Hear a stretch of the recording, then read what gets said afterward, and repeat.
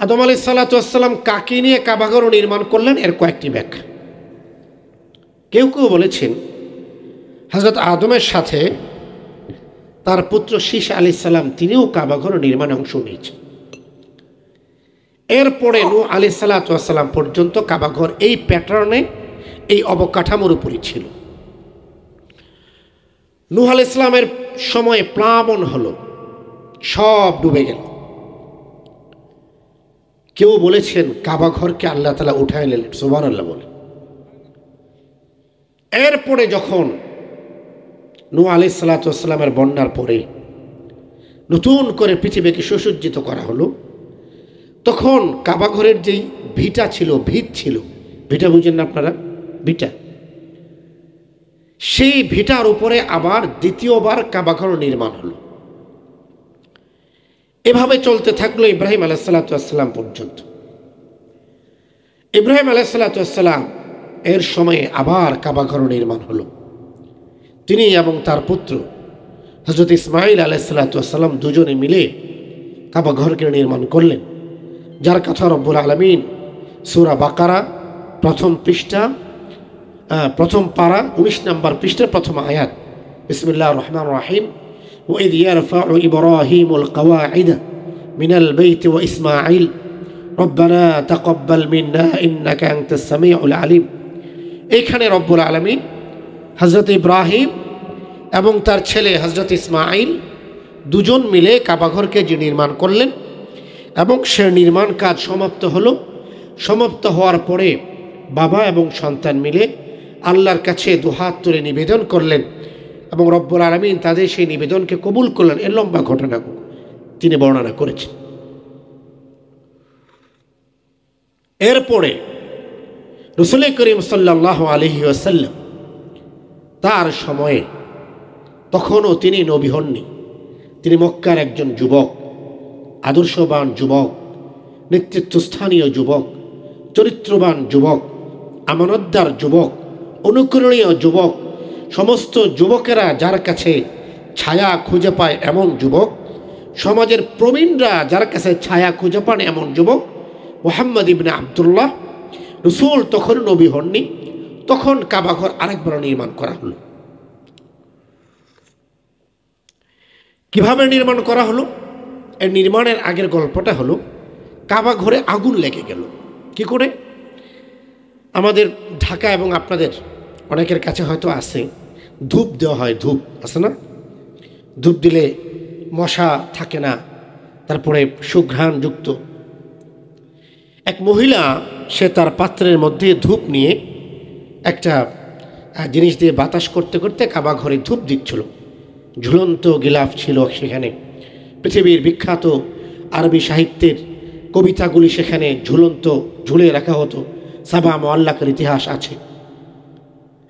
তো সেই নারী ধূপ দিতে গিয়ে ধূপের আগুনে কাবাঘরের গিলাফের মধ্যে আগুন লেগে যায় এবং মুহূর্তের মধ্যেই গোটা কাবাঘরটা কাঠের তৈরি ছিল, পাথরের তৈরি ছিল, চতুর্দিকে কাপড় ছিল, ছাদটা ছিল কাঠের।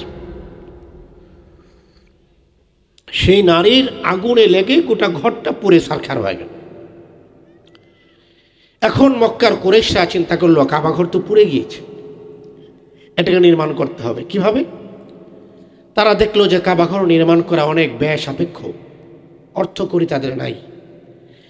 ইতিমধ্যে খবর পাওয়া গেল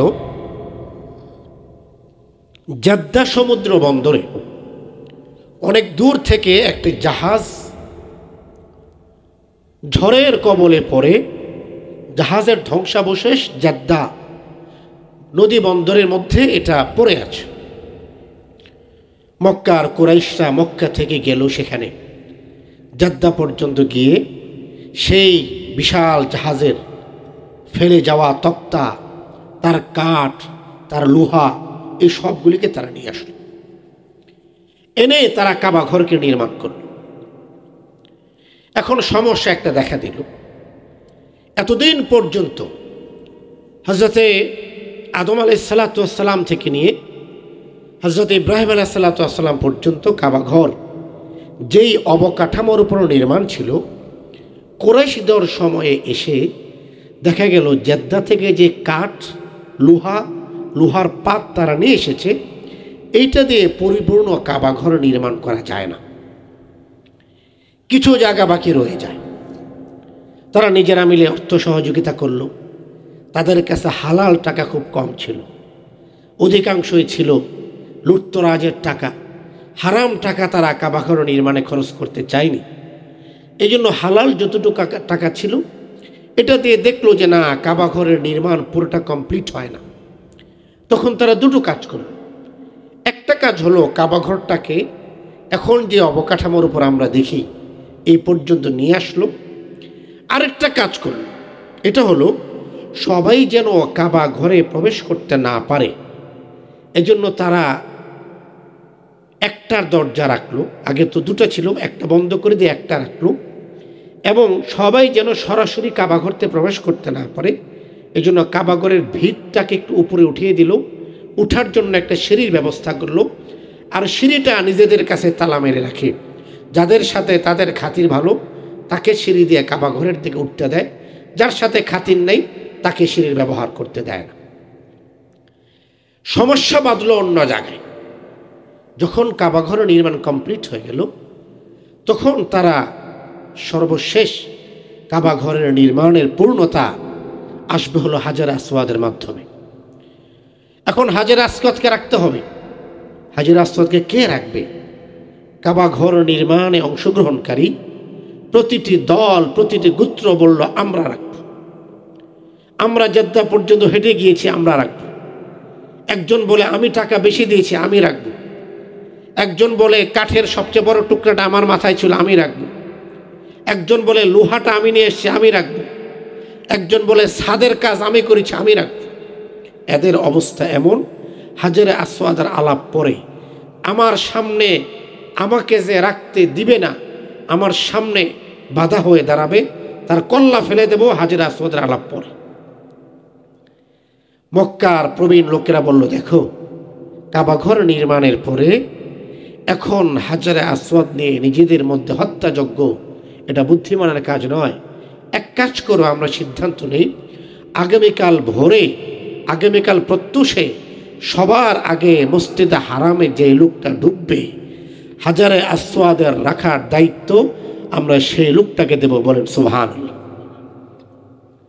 আমাকে বলেন, ফজরে মুসল্লি বেশি না জুমার দিনে মুসল্লি বেশি? তার মানে ফজরের মুসল্লি এটা 2 নম্বর মুসল্লি না 1 নম্বর মুসল্লি? কথা বলেন না, কয় নম্বর? 1 নম্বর। আমাদের মীর সাহেব এখানে আছেন। 24 জুলাইয়ের পরে নতুন করে দেশ সাজানো হচ্ছে, সব জায়গায় পরিবর্তন আসতেছে। আমরা আজকে আত-তাওহীদ ফাউন্ডেশনের 5ম বার্ষিক মাহফিল থেকে একটা প্রস্তাব করি সারা দেশের মানুষের কাছে। মসজিদের কমিটির সভাপতি অথবা সেক্রেটারি অথবা ক্যাশিয়ার অথবা সদস্য যখন নির্বাচিত হবে, সমাজে কে কত টাকার মালিক এইটা না দেখে ফজরের জামাতে যারা সামিল হবে এদেরকে মসজিদের কমিটির সদস্য বানাইতে হবে। ঠিক না ভাই? ঠিক, জোরে বলেন। ফজরে যারা থাকে মসজিদ কমিটি হবে তারা। ঠিক না ভাই? ঠিক। আমরা দেখি এমন লোকজন মসজিদের কমিটি হয়, শুক্রবার কোন দিন যেন কইতেও পারে না, আসা না নাই।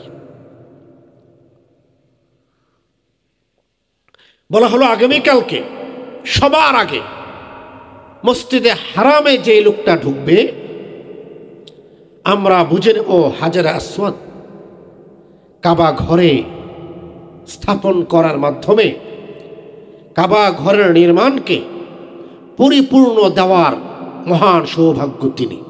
এই জায়গাটা আপনারা থামেন। এর আগে আমি আপনাদেরকে বলেছি তখনও পর্যন্ত আল্লাহ রসুল নবী হননি।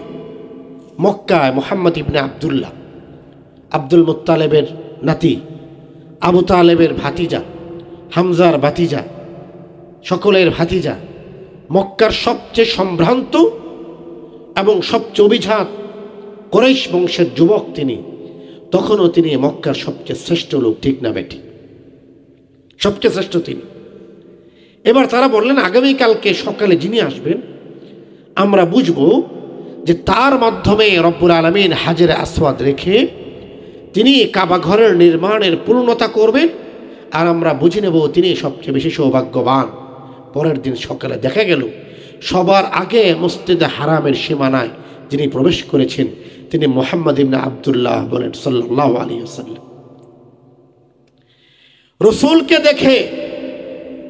রসূলকে দেখে মক্কার সমস্ত লোকেরা যারা একে অন্যের বিরুদ্ধে তরবারি ধারণ করেছিল, একে অন্যের বিরুদ্ধে হাতিয়ার ধারণ করেছিল, একে অন্যের বিরুদ্ধে লাঠি ধরেছিল, বলেছিল আমার সামনে যে আসবে আমি ছাড়া অন্য যে হাজরে আসওয়াদে হাত দেবে হাত কেটে ফেলবো, রাখতে চাবে মাথা কেটে ফেলবো।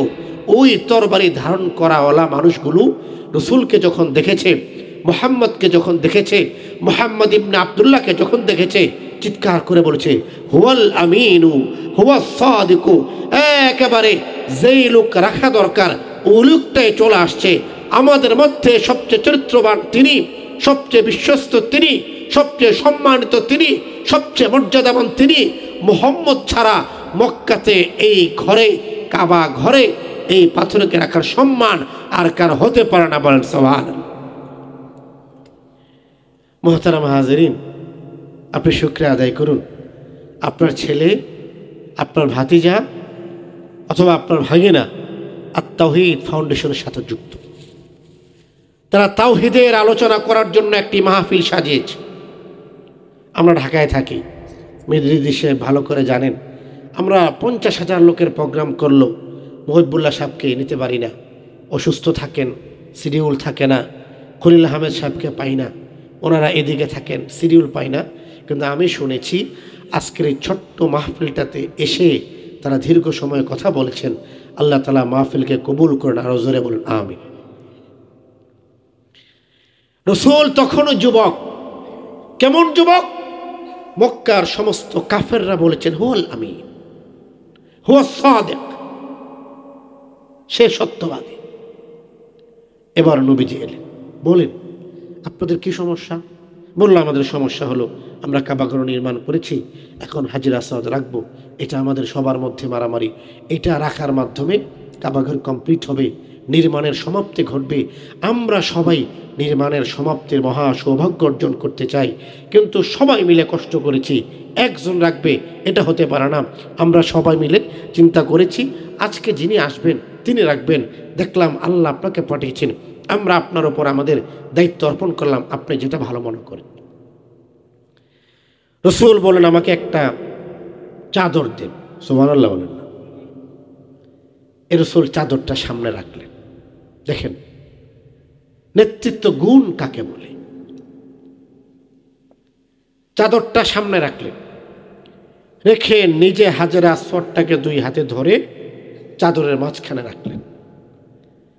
রাখার পরে বললেন আপনারা যে যে গোত্র কাবা ঘর নির্মাণে অংশ নিয়েছেন প্রত্যেকটা গোত্রের একজন করে সদস্য প্রতিনিধি আপনারা চাদরের এক একটা কোণ ধরেন। সবাই কোণ ধরল। এবার বলেন হাজরে আসওয়াদের বরকত একজন পাইল না সবাই পাইল? একজন না সবাই?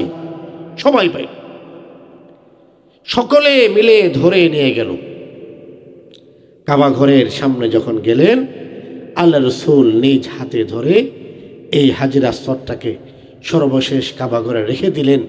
এবং রাসূল তখনও যুবক, তখনও তিনি নবী হননি, তখন তিনি মুহাম্মদ ইবনে আব্দুল্লাহ, তখন আব্দুল্লাহর ছেলে মুহাম্মদ, তখনও আব্দুল মুত্তালিবের নাতি মুহাম্মদ, তখনও আবু তালেবের ভাতিজা মুহাম্মদ, তখনও হামজার ভাতিজা মুহাম্মদ, তখনও মক্কার একজন সাধারণ মানুষের কাছে তিনি আদর্শের দীপ্ত প্রতীক। মক্কার সকল সাধারণ মানুষের কাছে নেতৃত্বের সবচেয়ে আদর্শিক মানুষ তিনি, যুবকদের আইকনিক মানুষ তিনি, যুবকদের কাছে অনুকরণীয় মানুষ তিনি। রাসূলুল্লাহ সাল্লাল্লাহু আলাইহি সাল্লাম তার যুবক বয়সের এই অসাধারণ কাজের মাধ্যমে তাম পৃথিবীর মানুষের কাছে বার্তা দিলেন, হে পৃথিবীর মানুষেরা জেনে রেখো যুবকরা যেই কাজে নেতৃত্ব দিবে সেই কাজে আল্লাহর রহমত আর বরকত থাকবে। জোরে বলেন ঠিক না ভাই? ঠিক। রাসূলুল্লাহ সাল্লাল্লাহু আলাইহি ওয়াসাল্লাম এর আরেকটি যুবক বয়সের বিখ্যাত কাজ, এটাকে আমরা বলি হালাফ আল ফদুল, বাংলায় বলা হয় হিলফুল ফদুল। আরবিতে আরেকটি নাম আসছে সিরাতের কিতাবে, হালাফ আল মুতাইয়িবিন, পবিত্র মানুষদের একটি সংঘ। আমি বিশ্বাস করি আত-তাওহীদ ফাউন্ডেশন এটা রাসূলের সময়ের সেই হালাফ আল ফদুল, হালাফ আল মুতাইয়িবিন অথবা হিলফুল ফুজুলের আদর্শ ধারণ করা একটি প্রতিষ্ঠান। বলেন আল্লাহুম্মা আমিন। রাসূল তখনও যুবক। ইয়ামান থেকে একজন মানুষ আসলো মক্কায়, আস ইবনে ওয়াইলের কাছে টাকা পায়। ইয়ামান থেকে আসছে পাওনাদার, আইসে বলল, আস ইবনে ওয়াইল সুদূর ইয়ামান থেকে আসছে, আমার টাকাটা দাও। চারিয়া মুরাদপুরের বন্ধুরা, নিঃসন্দেহে আপনারা অনেক ভালো মানুষ। আমি আমার জীবনে দেখেছি একজন মানুষের সাথে সম্পর্ক খারাপ হওয়ার জন্য এতটুকু দরকার যে তারে যদি কিছু টাকা ধার দেওয়া হয় সম্পর্কের সাথে সাথে শেষ। পাওনা টাকা কারো কাছে পাই, চাওয়ার সময় এত অনুরোধ করতে হবে, ভাইজান ওই যে 2000 টাকা দিছিলাম, মনে হয় যে জাকাত ফেতরা চাইতেছি আর কি। প্রথমে ফোন ধরে না, এরপরে ফোন বন্ধ, মেসেজ দিলে মেসেজ দেখে না, সামনাসামনি দেখা হইলে ওহো আরে আপনারা তো খুঁজতেছি, আচ্ছা দেখি আগামী বছর টাকাটা দেওয়া যায় কিনা। এক দুজনের কাছে নিজে টাকা পাই, মনে হয় যে এমন অপন্যায় করছি, টাকা হাওলাত দিয়া এতিমের মতো দাঁড়ায় থাকতে হয়। কেন ভাই? যিনি আপনাকে টাকা ধার দিয়েছেন, বাকি দিয়েছেন, উনি আপনার প্রতি ইহসান করেছেন, আপনি তার প্রতি কৃতজ্ঞ থাকা উচিত। নির্ধারিত সময়ের আগে টাকা দিয়ে দেওয়া উচিত, ঠিক না ভাই? ঠিক। আস ইবনে ওয়াইলের কাছে ইয়ামানের একজন লোক মাল আনছে, ইয়ামান থেকে এখন টাকা দেয় না। এই মানুষটা মক্কার ঘরে ঘরে পদে পদে হাঁটে, ভাই টাকা দাও। আস ইবনে ওয়াইল বলে যে দেখো, টাকা বসে চাইও না, বেশি বাড়াবাড়ি করবা তাহলে কিন্তু মক্কা থেকে বের করে দেব। আমি আপনাদেরকে জিজ্ঞেস করি, এই ঘটনা আজ থেকে 1500 বছর আগের। সম্প্রতি আমরা দেখেছি 24 জুলাইয়ের অভ্যুত্থানের পরে আমরা দেখলাম ঢাকা বিশ্ববিদ্যালয়ের একটা রেস্টুরেন্ট আছে, ক্যান্টিন, এটার নাম মধুর ক্যান্টিন। এখানে গিয়ে দেখলাম ছাত্রলীগের প্রত্যেক নেতার নামে কয়েক লক্ষ টাকা বাকি। ঠিক না ভাই? ঠিক। হোটেল কর্তৃপক্ষ জিজ্ঞেস করছে টাকা উড়ান নাই কেন? কই চাইলেই, কইছে টাকা চাইলেই তোর খবর আছে।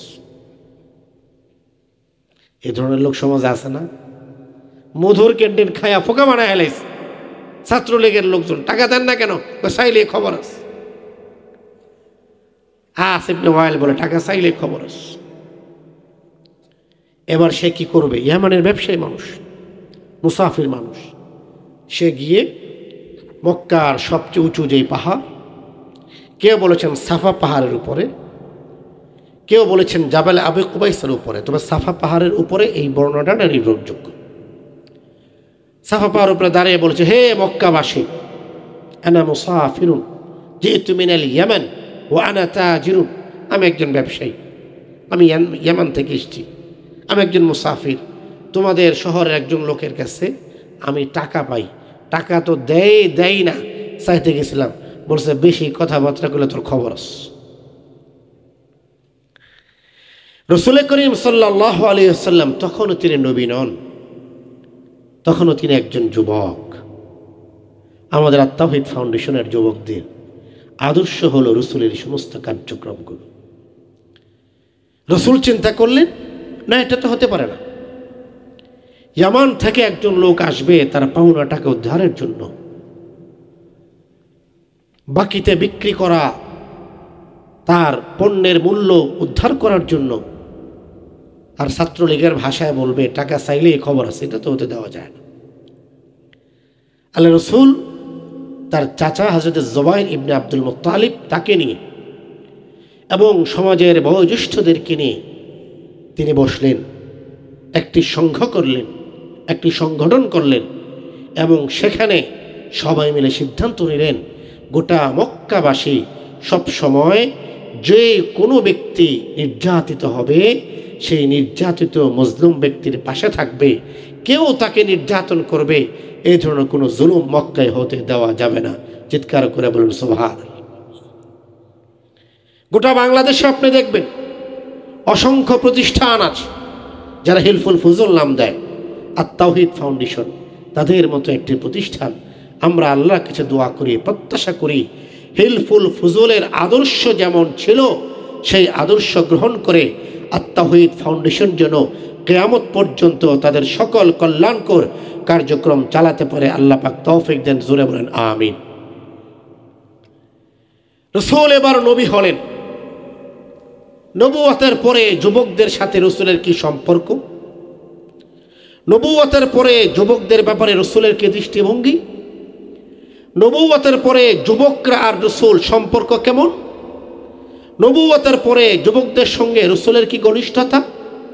নবুয়তের পরে ইসলামের প্রচারের ক্ষেত্রে, ইসলামের স্থিতিশীলতার ক্ষেত্রে, ইসলামের এগিয়ে যাওয়ার ক্ষেত্রে, ইসলামের আলো বিকিরণে, ইসলামের বাতির আলোচ্ছটা বিচ্ছিরণে যুবকদের কি ভূমিকা? রাসূলের জবানে শুনুন, রাসূল বলেছেন, হে দুনিয়াবাসী, হালাফানি আশ-শাবাব, হালাফানি আশ-শাবাব, হালাফানি আশ-শাবাব ওয়া খালাফানি আশ-শুয়ুখ।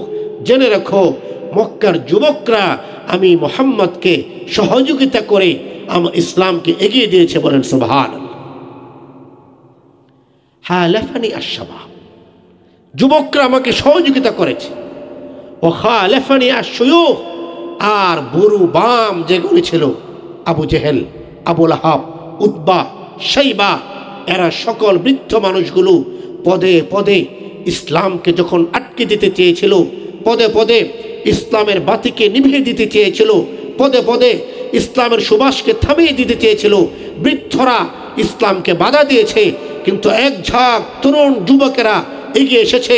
এদের মধ্যে ছিল যুবক আবু বকর, এদের মধ্যে ছিল যুবক ওমর, এদের মধ্যে ছিল আব্দুর রহমান ইবনে আউফ, এদের মধ্যে ছিল আলী ইবনে আবি তালিব। হালাফানি আশ-শাবাব, এই যুবকরা এগিয়ে এসেছে। ইসলামকে বৃদ্ধরা বাধা দিয়েছে, বাধা দিয়ে আটকে রাখতে পারে নাই। মক্কার যুবকেরা ইসলামকে এগিয়ে নিয়ে গেছে। বলেন সুবহানাল্লাহ। হালাফানি আশ-শাবাব। এই জন্য আর তাওহীদ ফাউন্ডেশনের যে সকল যুবকেরা তারা সর্বোচ্চ শক্তি দিয়ে, তাদের প্রচেষ্টার সবটুকু দিয়ে, ত্যাগ এবং মেহনতের সবটুকু দিয়ে আজকের এই মাহফিল অথবা বিভিন্ন সামাজিক কর্মকাণ্ড করে। আপনি মনে করবেন এরা ওই সমস্ত যুবকদের প্রতিনিধি যাদের কথা রাসূল বলেছেন হালাফানি আশ-শাবাব। হযরত আবু বকর রাদিয়াল্লাহু তাআলা আনহু তিনি মুসলমান হলেন। হযরত আবু বকরের ইসলাম গ্রহণের মাধ্যমে ইসলামের ক্ষতি হলো না লাভ হলো? জোরে বলেন। কম লাভ না বেশি লাভ? মক্কার সবচেয়ে সম্পদশালী মানুষ তিনি, সবচেয়ে সম্ভ্রান্ত মানুষ তিনি, বড় বড় তার সেই যুগে তিনি কাযীউল কুযা, পাওয়ার অফ জাস্টিস, বৈচারিক ক্ষমতা তার হাতে। মক্কার সেই সময় যখন মানুষ ছিল, মনুষ্যত্ব ছিল না, যখন আলো ছিল, নীতি ছিল না, সূর্য ছিল, মানবিকতা ছিল না, জমিন ছিল, আর্দ্রতা ছিল না, সেই সময় Abu Bakr, power of justice তার হাতে, বিচারিক ক্ষমতা তার হাতে। তিনি মক্কার প্রধান বিচারপতি, প্রধান বিচারক। তিনি বলতেন অমুকের ফাঁসি, মক্কার লোকেরা মেনে নিত। বলতেন অমুকের জেল, মক্কার লোকেরা মেনে নিত। বলতেন অমুকের জরিমানা, মক্কার লোকেরা মেনে নিত। সেই আবু বকর তিনি মুসলমান হলেন মাত্র 37 বছর বয়সে। বলেন সুবহানাল্লাহ। মক্কার লোকেরা ভাবল আবু বকরকে কিভাবে বিভ্রান্ত করা যায়। রাসূলের মেরাজ যেদিন হলো, হযরত আবু বকর সেদিন ছিলেন না, ব্যবসায়িক কাজে বাইরে কোথাও গিয়েছে। রাসূল সকালবেলা ফজরের পরে মক্কার মুসলমানদের কাছে মেরাজের ঐতিহাসিক ঘটনা বর্ণনা করলেন। বর্ণনা করার সাথে সাথে দুটো বিষয় ঘটল। একটা হলো মক্কার মুসলমানদের ঈমান বেড়ে গেল, সুবহানাল্লাহ বলেন। আরেকটা হলো ইসলামকে নিয়ে, ইসলামের নবীকে নিয়ে মক্কার কাফেরদের মধ্যে ট্রল বেড়ে গেল। তারা বুঝলো যে মুসলমানদেরকে আক্রমণ করার আরেকটা মাধ্যম পাওয়া গেল। এদের মধ্যে একটা গ্রুপ চিন্তা করলো, এক কাজ করি, মক্কার সবচেয়ে সম্পদশালী মানুষ আবু বকর, তাকে কি দেখি কোনোভাবে বিভ্রান্ত করা যায় কিনা। এটা তো অবিশ্বাস্য ঘটনা। এক রাতের মধ্যে মক্কা থেকে সেই বাইতুল মুকাদ্দাস, সেখান থেকে সপ্তম আসমান ঘুরে জান্নাত জাহান্নাম দেখে আবার চলে এলেন। আবার বেরোয়ার সময় যে শিকলটা নড়তেছিল সেটা আবার নড়ছে। অবিশ্বাস। দেখি আবু বকরকে কোনোভাবে বিভ্রান্ত করা যায় কিনা। চারিয়া মুরাদপুরের বন্ধুরা আমাকে বলবেন, ইমানের আলো যার অন্তরে আছে তাকে কখনো বিভ্রান্ত করা যাবে? জুড়ে বলেন না, বিভ্রান্ত করা যাবে? আবু বকর দোকানে এসছেন, তিনি মেরাজের ঘটনা জানেন না। তখন মক্কার কাফেরদের মধ্যে বুরুবাম যেগুলি আছে বসে বসে একজন আরেকজনকে বলে, শোনায়। আসলে একজন আরেকজনকে শোনায় না, আবু বকরকে শোনায়। এই শুনছো নাকি ইসলামের নবী মুহাম্মদ কালকে কি ডেলিভারি দিছে? তির্যক করে বলে আর কি, কালকে তো বলেছেন উনি নাকি এক রাতের মধ্যে মক্কা থেকে গিয়ে সেই বাইতুল মুকাদ্দাস থেকে প্রথম আসমান 1 2 3 4 5 6 সপ্তম আসমান, সেখান থেকে বাইতুল মামুর, সেখান থেকে একেবারে সিদরাতুল মুনতাহা, জান্নাত জাহান্নাম সব দেখে চলে আসছে। এগুলি বলে আর খোঁচা দেয়, আর দেখে আবু বকর এদিকে তাকায় কিনা। উনি ওনার কাজ নিয়ে ব্যস্ত। আবু বকর কাপড়ের ব্যবসা করতেন, কাপড় কাটতেছেন, মাপতেছেন, কাস্টমারকে দিচ্ছেন। এরা বারবার এগুলি একটু জোড়ায় শোনায় বলতেছে, হ্যাঁ এটা কোনো কথা, এই না সেই না এই সেই। লক্ষ্য করুন বন্ধুরা আমার, অনেকক্ষণ পরে হযরত আবু বকর চিন্তা করলেন এদেরকে তো থামাইতে হবে। তিনি তার হাতের কাজ রেখে দিলেন। জিজ্ঞেস করলেন, এই কি হয়েছে, কি নিয়ে আলোচনা, এত পেন কি নিয়ে? আরে আপনি তো জানেন না, ইবনে কুহাফ সাহেবের ছেলে, আপনি তো জানেন না, ঘটনা তো ঘটেছে। নবী মুহাম্মদ তো কালকে এটা বলেছে, তিনি এক রাতের মধ্যে এইটা করছেন, মেরাজে গিয়েছেন, তার মেরাজ হয়েছে, তিনি ঘুরে চলে আসছেন, সব দেখে এসছেন, এইটা কি কোনো কথা? তারা ভেবেছে হযরতে আবু বকর কনফিউজড হয়ে যাবেন, যে না সব ঠিক আছে, এটা তো আসলে হলো না। ঠিক আছে চলো আমার সাথে। ওলামা একরাম এখানে আছেন। মক্কার কাফেররা অত্যন্ত আনন্দের সঙ্গে টান টান উত্তেজনা নিয়ে আবু বকরের পিছনে ছুটছে। না, এখন আর আবু বকর ইসলামের উপর থাকবে না। আবু বকরকে ঠিকই বলে দিবে, আপনার সব কথা টথা ঠিকঠাক নাই, এটা বিশ্বাসযোগ্য না, ঠিকই বলে দিবে, চলো আজকে খেলা দেখা হবে, মজা পাওয়া যাবে, সবাই চলো। সবাই দৌড়িয়ে যাচ্ছে হযরত আবু বকরের পিছনে পিছনে। হযরত আবু বকর গেলেন রাসূলের কাছে। লক্ষ্য করে শুনুন, দেখে বলছেন, ইয়া রাসূলুল্লাহ, আমি তো কালকে ছিলাম না, আমি এসে লোকমুখে শুনেছি মেরাজের ঘটনা। আপনার মেরাজ সংগঠিত হয়েছে, মেরাজের সফর আপনার হয়েছে, স্বপ্ন যুগে নয়, আমরা আছি। লোকজন এলো, মাথার মধ্যে হেলমেটের মধ্যে বাতি লাগানো, যে গুহায় যেভাবে কাজ করে আর কি, এগুলি দিয়ে তাকে কোনো প্রবলেম নেই। ফায়ার সার্ভিসের লোক এলো, এরপরে 2-3 জন মিলে তাকে টেনে বের করলো। টেনে বের করার সময় শোল্ডারে আঘাত খেয়েছে, সাথে সাথে হাসপাতালে নিয়ে যাওয়া হলো।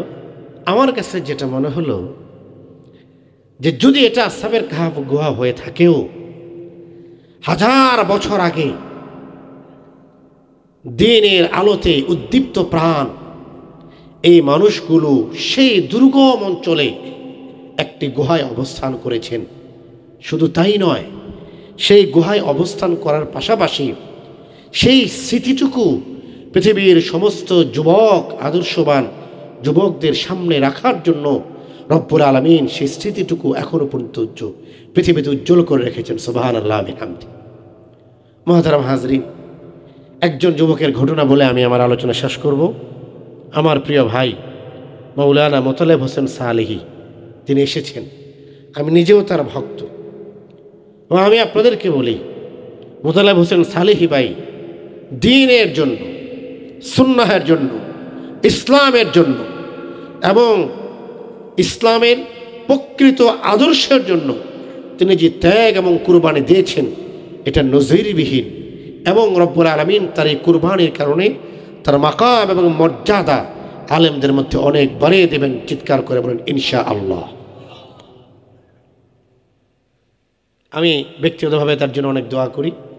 আমি দেখেছি আমার উস্তাদে মোহতারাম, আমাদের ভাইদের বন্ধু মানুষ মাওলানা মামরুল হক সাহেব আমার ভাইয়ের জন্য অনেক দোয়া করেছেন।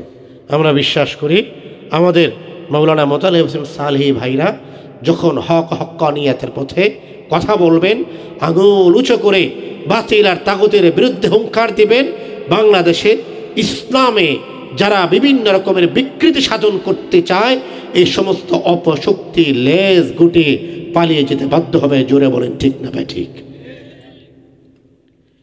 রসুল যুবকদেরকে কতটা পছন্দ করতেন। আত্মাহিদ ফাউন্ডেশনের সাথে যুক্ত ছেলেটাকে আপনি অন্য ছেলে থেকে একটু বেটার মনে করবেন। হযরত জারির যুবক মানুষ, রসুল বক্তব্য দিচ্ছেন। আপনারা বলেন রসুল যেখানে বক্তব্য দেন লোক কম না বেশি? কথা বলেন না, কম না বেশি? অসংখ্য মানুষ দাঁড়িয়ে রসুলের বক্তব্য শুনছে। রসুল তাকিয়ে দেখলেন ওই দূরে বসার জায়গা পায় না, জারির দাঁড়িয়ে আছে। রসুল গা থেকে চাদরটা খুলে হযরত জারিরকে ঢিলা দিলেন, জারির তুমি তো বসার জায়গা পাচ্ছ না, জায়গা নেই, আমার চাদরটা দিলাম, তুমি বসো। হযরতে রসুলের চাদর পেয়ে হযরত জারির বসবেন না, চাদরটা মাথায় নেবেন? কথা বলেন না, বসবেন না মাথায়? তিনি চাদরটাতে চুমু খেলেন, মাথায় নিলেন। ইয়া রাসূলুল্লাহ আকরামাকাল্লাহু কামা আকরামতানি, হে রাসূল আপনার গায়ের চাদর আমাকে দিয়ে আপনি যেভাবে আমাকে সম্মানিত করেছেন, নবীজি আপনার চাদরে আমি বসতে পারি না, এটা আমার চোখের মণি, আমার মাথার তাজ, আপনি আমাকে যেভাবে সম্মানিত করেছেন আল্লাহ আপনাকে সম্মানিত করুন। চারিয়া মুরাদপুরের বন্ধুরা, আত্মাহিদ ফাউন্ডেশনের জন্য যারা কাজ করছে দেশে অথবা প্রবাসে, আপনার ছেলে, আপনার ভাতিজা, আপনার ভাগিনা, আপনার প্রতিবেশী, মনে রাখবেন এই ছেলেগুলি হযরত জারিরের অনুসারী। জুড়ে বলেন ঠিক না বেঠিক? আল্লাহ রাব্বুল আলামিন আত্মাহিদ ফাউন্ডেশনকে কবুল করুন। আওয়াজ করে বলুন আমিন। আজকে আমি শুধুমাত্র এই তারুণ্য প্রাণ যুবকদের আমন্ত্রণে সাড়া দেওয়ার জন্য অসুস্থ শরীর এবং অসুস্থ গলা নিয়ে ছুটে এসেছি। আমাদের শ্রদ্ধেয় মুরব্বীরা এখানে আছেন, বিশেষ করে আমার ভাই জনাব মোতালেব হোসেন সালেহী সাহেব, তিনি অত্যন্ত চমৎকার আলোচনা করবেন। আমাদের আমির হেফাজত এবং আমাদের হাটাজারি মাদ্রাসা সম্মানিত মোহতামিম সাহেব সহ যত শ্রদ্ধেয়রা আজকে বক্তব্য রেখে গিয়েছেন তাদের বরকতকে গ্রহণ করার জন্য আশা। রব্বুল আলামিন জীবনের শেষ দিন পর্যন্ত সুস্থতার সাথে, ইখলাসের সাথে দ্বীনের পক্ষে কথা বলার তৌফিক দান করুন। আমিন। ওয়া আখিরু দাওয়ানা আলহামদুলিল্লাহি রাব্বিল আলামিন। আত্মাহিদ ফাউন্ডেশনের সকল সদস্যদেরকে আন্তরিক মোবারকবাদ জানাচ্ছি। প্রবাসে থেকে যারা তাদের কষ্টার্জিত শ্রম এবং অর্থ দিয়ে এই প্রতিষ্ঠানকে আজকের দিনটি পর্যন্ত সাফল্যের শিখরে নিয়ে এসেছেন, তাদের জন্য হৃদয় থেকে অনেক দোয়া এবং শুভেচ্ছা কামনা। আল্লাহ তাআলা আমাদের প্রত্যেকটা প্রবাসী ছেলেদেরকে যে যেখানে আছে, মায়ের বুকে থাকলে সন্তান যেমন নিরাপদ থাকে তাদেরকে তেমন নিরাপদ থাকার তৌফিক দান করুন। আমিন। ওয়া আখিরু দাওয়ানা আলহামদুলিল্লাহি রাব্বিল আলামিন। আসসালামু আলাইকুম ওয়া রাহমাতুল্লাহি ওয়া বারাকাতুহু।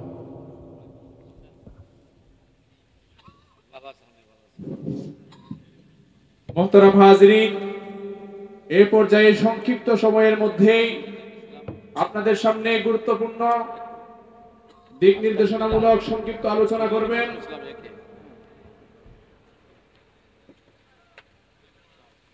জামিয়াতুল ঈমান মাদ্রাসার সম্মানিত মহাপরিচালক হযরত মাওলানা মীর মোহাম্মদ ইদ্রিস সাহেব বারাকাল্লাহু ফি হায়াতি। হুজুরের সংক্ষিপ্ত বয়ানের পর আপনাদের সামনে